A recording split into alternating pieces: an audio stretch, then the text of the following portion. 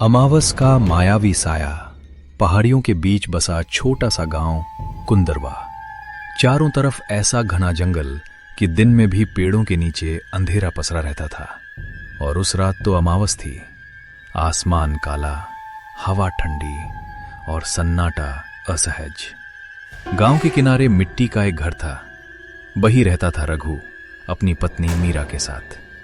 रघु अपने कंधे पर रस्सी और हाथ में कुल्हाड़ी उठाकर था। मिट्टी की लालटेन जलाकर उसने दरवाजे की ओर कदम बढ़ाए। मीरा ने उसका रास्ता रोक लिया। तुम अभी जाओगे? आधी रात हो रही है। रघु ने सीधा जवाब दिया। लकड़ी खुद चलकर नहीं आएगी मीरा, कल बाजार जाना है। मीरा थोड़ा डर के और सहम के बोली। आज हवा अलग लग रही है, मुझे बहुत डर लग रहा है, मत जाओ रघु। रघु हल्का हंसा और बोला, डर तुम्हारे अंदर है मीरा, जंगल में नहीं। अगर देर हो गई तो? ये कहकर मीरा उदास हो गई और उसकी आंखें भर आईं। मैं जल्दी आ जाऊंगा, मीरा ऐसे उदास नहीं होते। इतना कहकर रघु जंगल की ओर निकल पड़ता है। गांव के बाहर बनी चाय की टपरी पर लाला, हरीश और सबसे बुजुर्ग धनीराम बाबा बैठे थे। कुत्तों की आवाज सुनकर हरीश बोला, आज जानवर कुछ देख रहे हैं जो हमें नहीं दिख रहा। तभी रघु वहां से गुजरा। धनीराम बाबा ने पुकारा, रघु, आज मत जा बेटा। रघु ठहर गया और बोला, क्यों बाबा, आज ऐसा क्या है? बाबा की आंखें गंभीर थी। आज अमावस की रात है, जंगल में रास्ते बदल जाते हैं और जो मिले उस पर भरोसा मत करना। रघु ने हंसकर जवाब दिया, मेरा भरोसा मेरे हाथ की कुल्हाड़ी है। इतना कहकर रघु आगे बढ़ गया। गांव की आखिरी सीमा पार करते ही हवा ठंडी हो गई। लालटेन की लौ कांपने लगी। अचानक सामने एक औरत की परछाई दिखी, पेड़ के पीछे से निकलती हुई। कौन है वहां पे?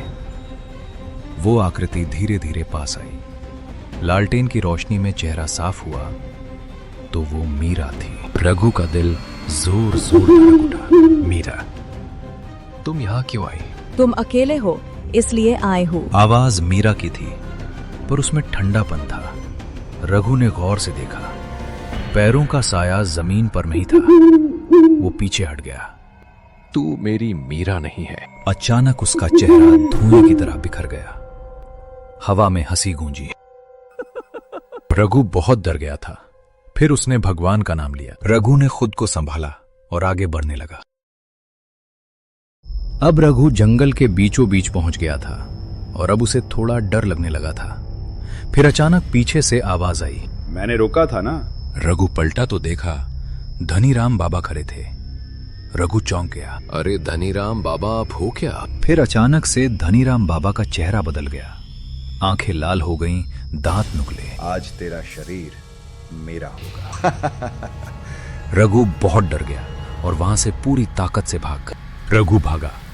पेड़ों के बीच दौड़ता हुआ पीछे से डरावनी आवाजें आ रही थी। रघु भागता रहा। भागते भागते एक गहरी खाई तक पहुंच गया। आगे रास्ता बंद। पीछे से आवाज आई, भागना बंद कर। वो पलटा। सामने दूसरा रघु खड़ा था। अब असली कौन? नकली मुस्कुराया। रघु को अचानक बाबा की बात याद आई। मायावी साया उजाले से घबराता है। उसने लालटेन उठाई और पूरी ताकत से उस पर दे मारी। लालटेन गिरते ही लौ भड़क उठी। तेज पीली रोशनी फैल गई। छलावा चीखा। उसका चेहरा गलने लगा। अगली अमावस मैं लौटूंगा। आवाज जंगल में गूंजी और वो धुएं की लकीर बनकर गायब हो गया। अब उसके पास लालटेन नहीं थी। उसे कुछ दिखाई नहीं दे रहा था। अंधेरा फिर गहरा हो गया।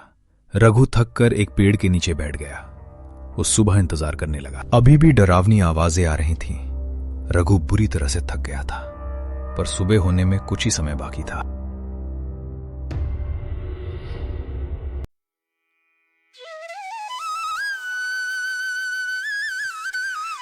इधर मीरा पूरी रात जागी रही।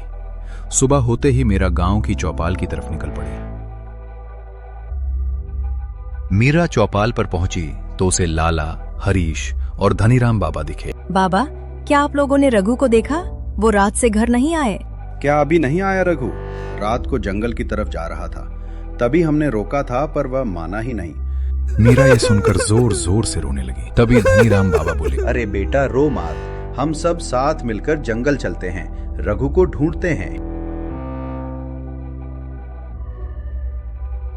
धनीराम बाबा, मीरा, लाला हरीश रघु को ढूंढने जंगल में निकल पड़े। थोड़ी दूर उन्हें एक लकड़हारा दिखा। अरे भाई, तुमने किसी आदमी को देखा जिसके कंधे पर रस्सी थी और हाथ में कुलाड़ी? यहाँ से थोड़ी दूर आगे जब मैं जंगल आ रहा था तब मैंने एक आदमी को वहां पेड़ के नीचे सोता हुआ देखा था। अच्छा, धन्यवाद बेटा। देखा मीरा, शायद वो रघु ही होगा। इतना कहकर सब फिर से रघु को ढूंढने निकल पड़े। थोड़ी दूर जाते ही उन्हें रघु दिखा। फिर हरीश ने हंसते हुए कहा, यही जगह मिली थी सोने को। हरीश की आवाज से रघु की आंख खुली। रघु हड़बड़ा के उठा। मीरा ने रघु का हाथ पकड़ लिया और पूछा, रघु तुम ठीक हो ना? हाँ मैं ठीक हूं, पर वो छलावा यही इसी जंगल में है। ये सुनकर सब चौंक गए। धनीराम बाबा गंभीर हो गए। गांव लौटते समय हवा फिर ठंडी हुई। दूर जंगल से वही हंसी आई। मीरा ने रघु का हाथ कसकर पकड़ लिया। रघु ने पहली बार महसूस किया, अंधेरे से नहीं, अब इंतजार से डर लग रहा है, क्योंकि अगली अमावस बस 29 दिन दूर थी और जंगल अब भी खामोश नहीं हुआ था।